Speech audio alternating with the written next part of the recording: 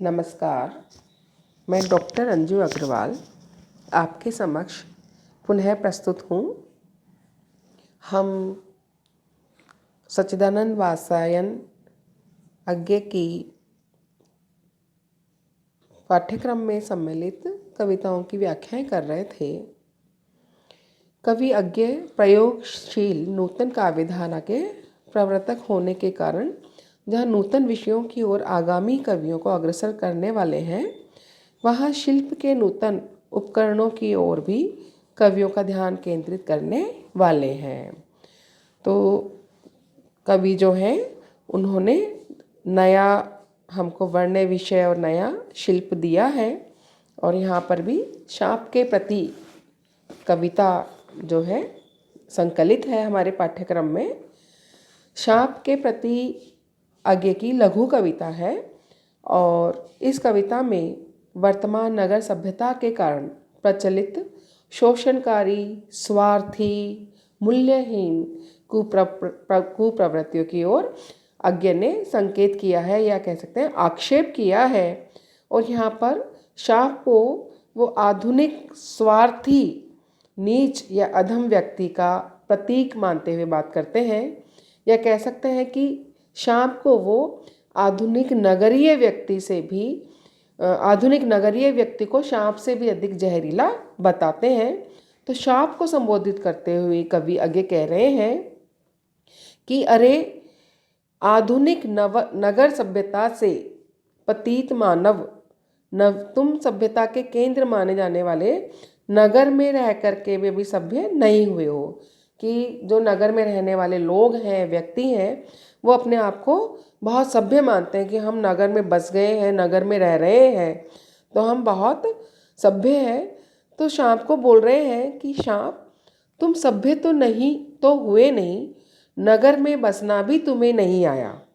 एक बात पूछूं, उत्तर दोगे? तब कैसे सीखा डसना, विष कहाँ पाया। कि तुम नगर में बसे ही नहीं, तुम अभी सभ्य नहीं हुए हो, तुम नगर में बसे भी नहीं हो। फिर जब तुम नगर में बसे ही नहीं हो, नगर जैसी सभ्यता को भी तुमने स्वीकार नहीं किया है, उसका वास्तविक स्वरूप भी तुम्हारे में नहीं आया है, तुम सच्चे मानवीय मूल्यों वाले नागरिक भी नहीं बन सके हो। जैसा कि नागरिक या नगर में रहने वाले लोग मानते हैं कि उनको नागरिकता के सारे नियम पता हैं, या आदर्श नागरिक क्या होता है, आदर्श नागरिक के जो नियम हैं वो सब नियमों का अनुसरण करते हुए वो नगर में रह रहे हैं, ऐसा आधुनिक नागरिक अपने आप को मानते हैं। तो शाप, मैं तुमसे पूछ रहा हूँ कि तुम तो नगर में रहे नहीं, तुमने नगर के आदर्शों को सीखा नहीं, फिर तुमने डसना कहाँ से सीखा। एक बात पूछूं, तब कैसे सीखा डसना, विष कहाँ पाया।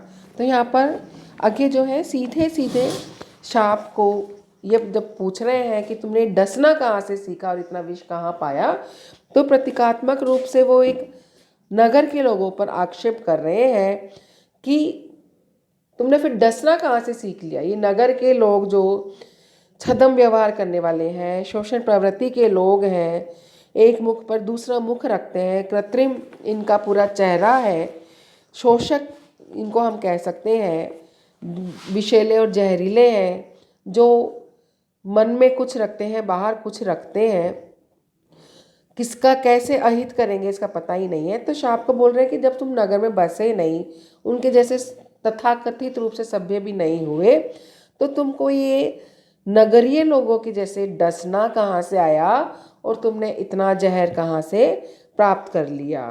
कि ऐसा कठोर आचरण जैसा कि नगर के लोगों का होता है, स्वार्थी जो लोग हैं, ऐसा स्वार्थ, ऐसा डसने वाला तुम्हारा व्यवहार, इतना सारा जहर, इतना सारा विष तुम में कहाँ से आया, जबकि तुम नगर में रहे ही नहीं, नगर में बसे ही नहीं।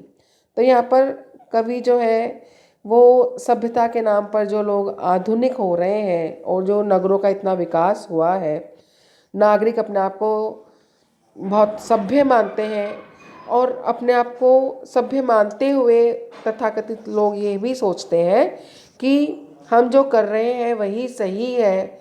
हर व्यक्ति को वो प्रयोग करते हैं, संवेदनाएं और भावनाएं उनकी कहीं खो गई हैं, मानव मूल्यों का उनको अता पता ही नहीं है।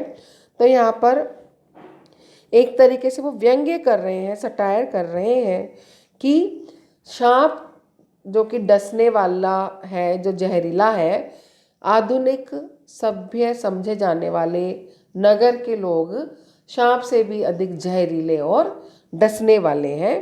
तो यहाँ पर सांप को, जिसको कि हम निर्ममता और क्रूरता का प्रतीक मानते हैं, वह सांप भी नगर में बसे हुए लोगों से ही ये सीख रहा है। अर्थात नगर में बसे हुए नागरिक सांप से भी अधिक जहरीले हैं, सांप से भी अधिक डसने वाले हैं। यहाँ तक कि सांप भी ऐसे ही लोगों से जहर और डसना प्राप्त करता है। इस तरीके की भावना अभिव्यक्त कवि, जो अज्ञे कवि हैं, इन्होंने इसमें प्रकट की है। तो लघु कविता है अज्ञे की, लेकिन इसमें आक्षेप की प्रखरता और वैचारिक सशक्तता, ये दोनों ही हमको दिखाई देती है। अज्ञे का नागरिक समझे जाने वाले जो लोग हैं, जो नगर में बस गए लोग हैं, उनकी प्रवृत्ति पर उन्होंने बहुत ज़बरदस्त यहाँ पर व्यंग्य किया है, व्यंजना की है कि आधुनिक लोग किस प्रकार से सांप से भी अधिक विषैले हैं और डसने वाले हैं। तो यहाँ पर एक शोषण का, क्रूरता का, निर्ममता का, निष्ठुरता का प्रतीक जो नागरिक हैं, उन नागरिकों का सांप को प्रतीक बताते हुए इन्होंने बड़ी ही सशक्त और वैचारिक प्रखरता से इन पंक्तियों में अपने विचार रखे हैं। आज की ये कविता यहीं समाप्त होती है। अगले व्याख्यान में हम दूसरी कविता करेंगे। धन्यवाद।